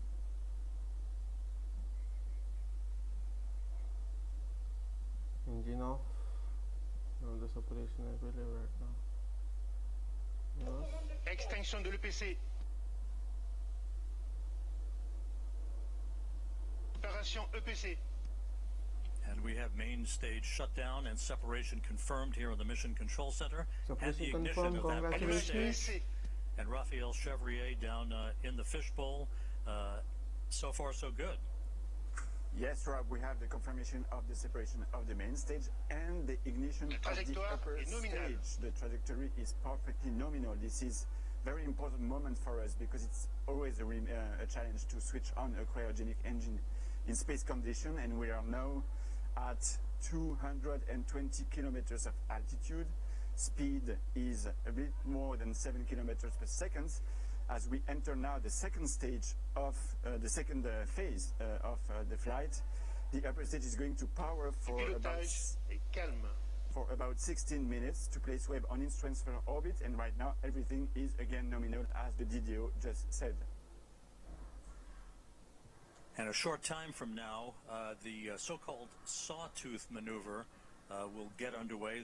Again, like rocking a baby in a cradle, this will be a maneuver to keep Webb's optics protected from overheating, Luce. Exactly, Rob. For 10 minutes, they are about a distance of 2,040 kilometers from the launch site, traveling at a speed of 7.28 kilometers per second and 209 kilometers above the Earth. But for the time being, its sun shield is folded and not yet fully protecting the observatory. A number of exhaustive studies have been performed by the mission teams in Europe, in the US, on the thermal conditioning inside the telescope and the way the rays of the sun would propagate and interact with sensitive equipment inside the telescope. Maintain this thermal conditioning is really key before separating this telescope. And in particular, we know that one face of the telescope cannot face the sun. That's why and to produce these right thermal conditions inside Webb, a specific roll law has been designed, what we call the sawtooth approach. And if you are watching carefully to these images, you can see this animation. You can see that the upper stage is going 30 degrees on one side, then 30 degrees on the other side, going back and forth this way to maintain this perfect thermal conditioning for the telescope. It's worthwhile noting that after Webb separates from the upper stage of the Ariane 5 rocket, which continues to perform in excellent fashion coming up on the 12-minute mark into the flight, the telescope controllers will be taking the baton, if you will, from the mission controllers here in Kourou. The first steps will be the opening of fuel valves, a pair of fuel valves, to start flowing fuel to Webb's onboard thrusters. They then will power on the valve drive electronics. Those are powered on in preparation to control and fire those thrusters when required. Webb's solar array is scheduled to be deployed at approximately the 33-minute mark into the flight. Once it is locked in place, we'll get the call that electricity is flowing through the array. That call will come from the Mission Operations Manager, Carl Starr, who's at the Space Telescope Science Institute at Johns Hopkins in Baltimore. Seated right behind him in that control room is Alicia Starr, a pair of stars helping to guide James Webb on its discovery of the stars. Alicia Starr is the lead engineer for launch and ascent events. Once the solar array is deployed and declared power positive, then 3 out of the 4 hold downs for the aft deployed radiator will be released to prevent binding due to the cool down of the telescope's composite structure.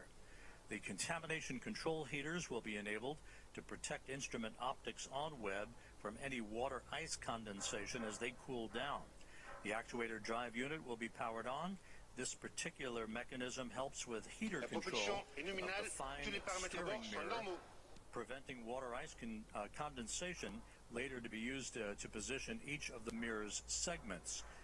All 6 reaction wheels and the wheel drive electronics will be powered on for Webb, and that will be the precursor to the attitude control system using those reaction wheels to maintain the proper orientation with the sun, as opposed to using onboard thrusters. Of course, fuel in those thrusters, very valuable. It's a limited commodity for the lifetime of James Webb's observations of the universe. We're 13 minutes, 55 seconds into the flight. Jean-Luc Voyer, the range operations manager, continues to report a nominal performance for James Webb. And again, Luce Fabregat from the European Space Agency, how is this trajectory being carefully and methodically adjusted to provide the correct parameters in the final stages of ascent? Yes, Rob, as you can see on this plot, the altitude is slightly going down. It's perfectly normal. The launch vehicle is really on the line where it should be. This decrease of its altitude, slight decrease of its altitude, will allow the launcher to benefit and the upper stage to benefit of the gravity effect and to increase its velocity until it reaches a thermal threshold. It's about to reach it, or even already reached it now, and it will go up. And now it will go up and up to the separation of the Webb telescope. It will separate the Webb telescope on a highly elliptic orbit, but still around the Earth. The telescope will be released, inserted on an orbit around the Earth, with an apogee, a very high apogee above 1 million kilometers. Trajectory nominal, as reported by Jean-Luc Voyer. You see him in that view, 185 kilometers in altitude, some 4,500 kilometers downrange from the launch site here in Kourou, moving at more than 8 kilometers per second, right on the plot, right on the trajectory, everything looking great. We are about 9 minutes away from the completion of upper stage ignition. It's shut down, and then about a 2.5-minute coast phase before Webb will separate. Observatory separation will be called out. You'll be hearing those calls and the initial calls from Carl Starr, the mission operations manager at the Space Telescope Science Institute at Johns Hopkins, through solar array deploy and the declaration of a power-positive spacecraft. James Webb, of course, will be traveling well beyond the moon to a distance of about 1 million miles away from Earth, settling into a highly elliptical, halo-like orbit to begin its astronomical observations. And again, as we mentioned earlier, at the time of observatory separation, Webb will be at an altitude of approximately 864 miles, statute miles, traveling some 21,000 miles an hour.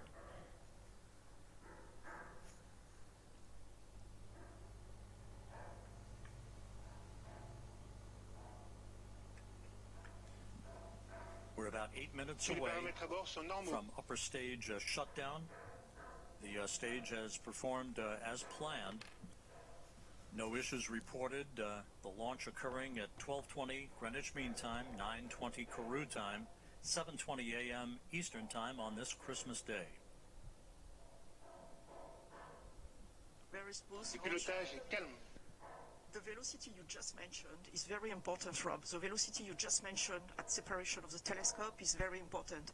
It will be slightly below, okay, I give it in kilometers per second, but it will be slightly below 10 kilometers per second, because it's important that the satellite, the telescope, is not inserted on an escape orbit. It will be placed on a terrestrial orbit so that there will be time for the layout, for the early phase operations and the commissioning of the telescope. And that will be, in fact, the upper stage that will leave this orbit and goes toward an escape liberation orbit. And of course, even though we're still in powered flight, the trajectory, the acceleration, the speed at which James Webb is going towards its preliminary orbit, all modeled in advance and carefully choreographed to maintain as quiescent an atmosphere and environment around the telescope for its ultimate separation from the upper stage of the Ariane 5 rocket, which is about 6.5 minutes from now.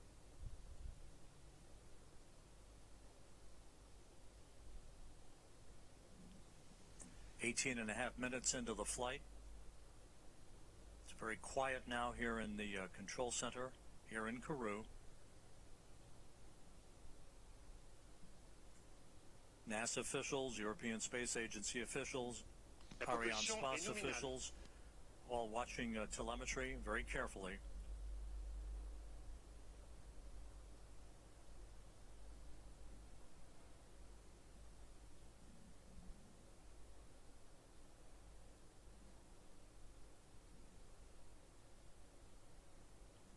And as the upper stage continues to burn nominally and sheds fuel, the acceleration uphill for the James Webb Space Telescope continues to increase as we approach the 20-minute mark into the flight.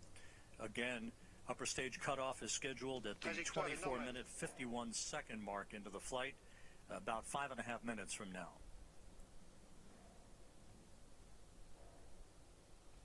After the cutoff of this main engine, as you said, Rob, we will have a short ballistic phase, a short coasting phase that will, when the upper stage will rely fully on its what we call the attitude and roll control system, and it will adjust its attitude so that during this so small ballistic phase, all the requirements from the telescope are fully met. And that at the separation, when there will be the separation, the conditions will be very smooth and as requested for the telescope. Beginning of life. Today's countdown was as flawless as you can imagine. The weather was perfect all the way through the early morning hours, through the fueling process of the vehicle. The weather's been a bit dicey here in Kourou over the past few days, but everything fell together on this Christmas Day to send a new present to the world's astronomer. 20 minutes, 40 seconds into the flight. Trajectoire normale, tous les paramètres à bord sont normaux. All parameters nominal as reported by Jean-Luc Voyer, the range operations manager.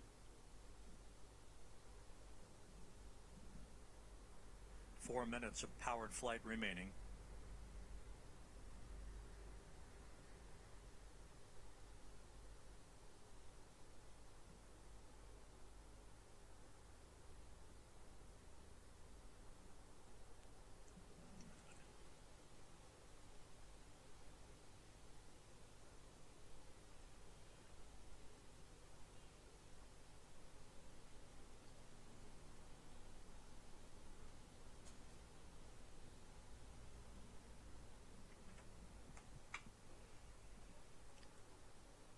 The telemetry of the launch vehicle is acquired for the time being by the Libreville tracking station on the western coast of Africa.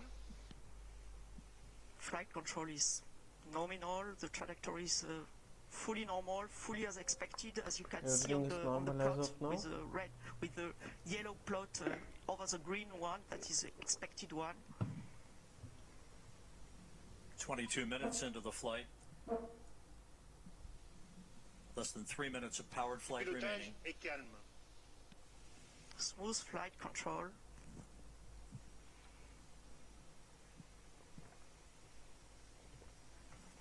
And again, as we've mentioned before,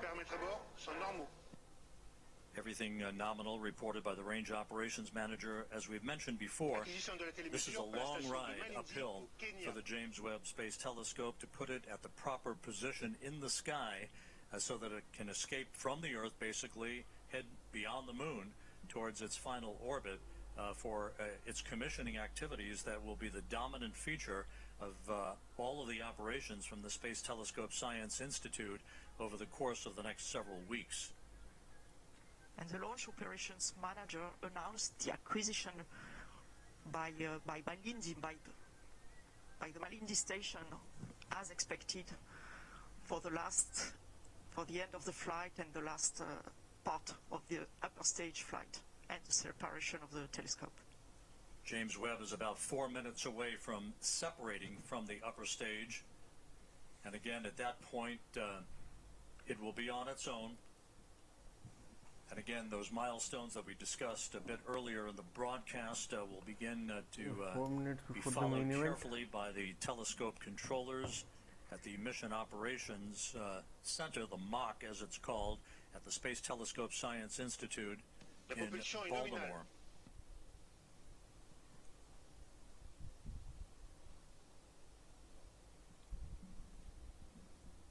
One minute of powered flight remaining.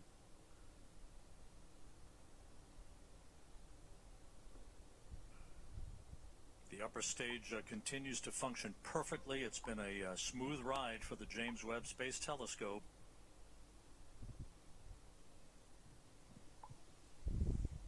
Trajectoire est nominale.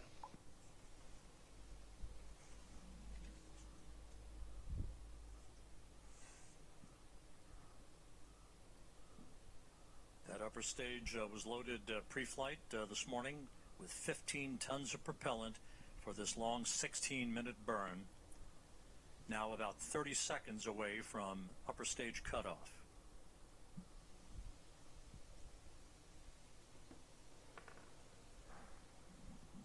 It's 3 minutes for the upper stage cutoff, and we'll end our stream of that because the laptop is getting heated like hell. And we're standing by for upper stage shutdown and the cutoff of the upper stage engine. Cutoff confirmed. Let's see. Extinction ESC. Confirmed, I believe. Tous les paramètres à bord sont normaux. Everything normal. The shut-off of the cutoff of the engine was confirmed exactly as expected, with the exactly expected altitude and speed and velocity. So now we have entered the coasting phase, the ballistic phase, that will last for a little more than 2 minutes.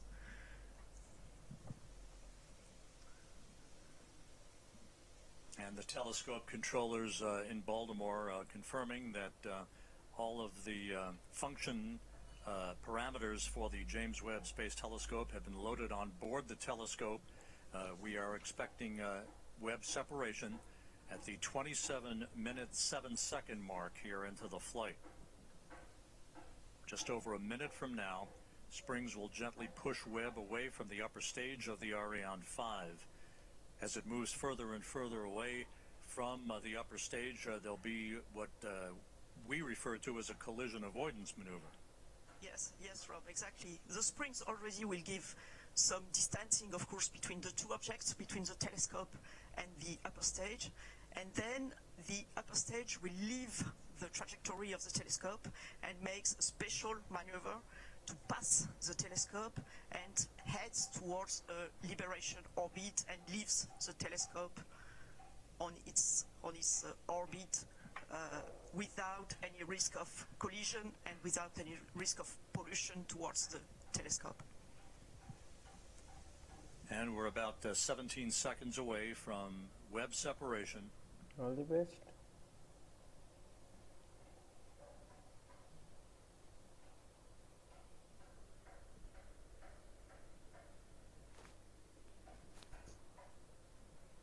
Confirm, we'll just confirm once. Séparation Webb Space Telescope. Go Webb! Separation confirmed. Everything has gone correctly as expected. It's a huge moment for the mankind. We'll be just waiting for the live visuals after one or 2 minutes. The James Darkness Webb Space Telescope amidst applause surrounded here in the Mission Control Center, now taking its first steps in pursuit of cosmological discovery. The live visuals. It was a perfect ride to orbit. Of the shift. Okay, we have shifted these are the And all of the separation sequence events are running in good fashion according to the telescope controllers. I believe that's the and here's the moment. And there is the view from the upper stage camera these are on these the things Ariane from the 5 NASA looking at the these James are not Webb due to Space my laptop. Telescope as it moves the moment which gently we have been away waiting for a from decade its launch finally vehicle. has arrived. Come on.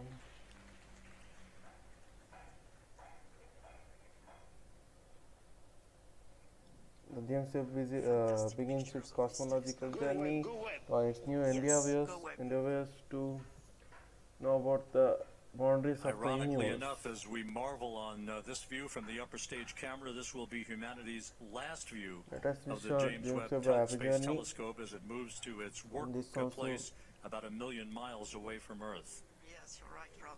Brings towards the end of our stream. Impressive, fantastic pictures. Hope you all have enjoyed the stream as of now. We will try to get the correct video. Otherwise, you can go to the NASA's YouTube channel, where we have been joined by about 4 lakh members along with us. Hope you guys all enjoyed the stream. Thank you for being with me, especially those who have commented in the live chat, like Art Grind. Thank you for joining towards the stream, and all those who joined towards the stream. And we can see also the solar panel deployment. Yes, that's a good thing. Hope you can see the solar panel deployment. It's reflecting the light. How beautiful is it? It is.